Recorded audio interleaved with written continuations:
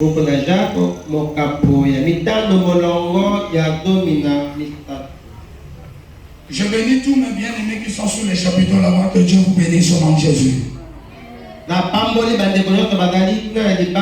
pas entendu vos amens. Donnez-moi le meilleur de vos amens. Les meilleurs de vos amens. Que Dieu vous bénisse sous les chapiteaux là-bas au nom de Jésus. Alléluia. Dans Jacques chapitre 5, le verset 13, je vais faire la lecture de ce passage biblique. Il est difficile. Quelqu'un parmi vous est-il dans la souffrance qu'il prie? Quelqu'un est-il dans la joie qu'il chante des cantiques? Alléluia. Retournons à la première partie de ce verset biblique. La première partie de ce passage biblique est en train de nous révéler une interrogation au sujet des souffrances. Le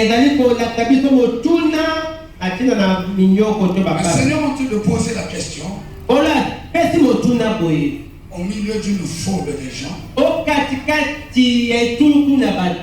Il dit: quelqu'un parmi vous est-il dans la souffrance?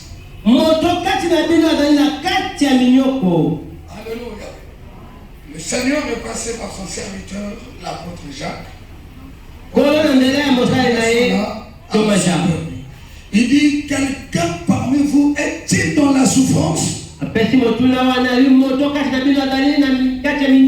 Quelqu'un parmi vous est-il dans la souffrance? Alléluia. Et après avoir posé cette interrogation-là, il y a eu une réponse qui s'est suivie de cette interrogation. Amen. Et la réponse que Jacques a donnée, il dit qu'il prie. Amen.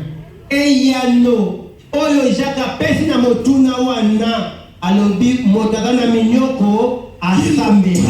Qu'il prie. Asambela. La prière lui servira de clé pour qu'il sorte de la souffrance qu'il est en train d'endurer dans sa vie. Amen.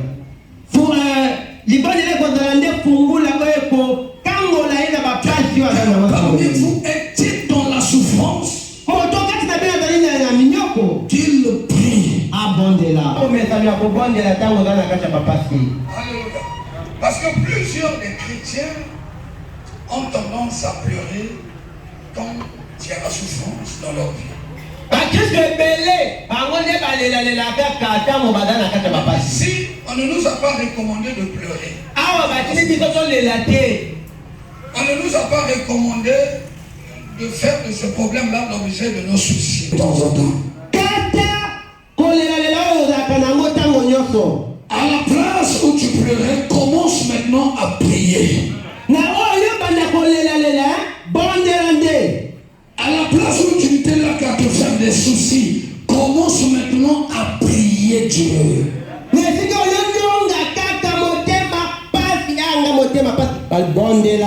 Commence à prier Dieu.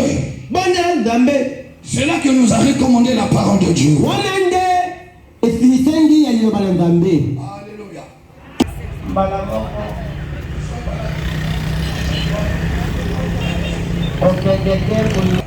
La première réflexion, ça va être dirigée vers la prière. Amen. Il prie.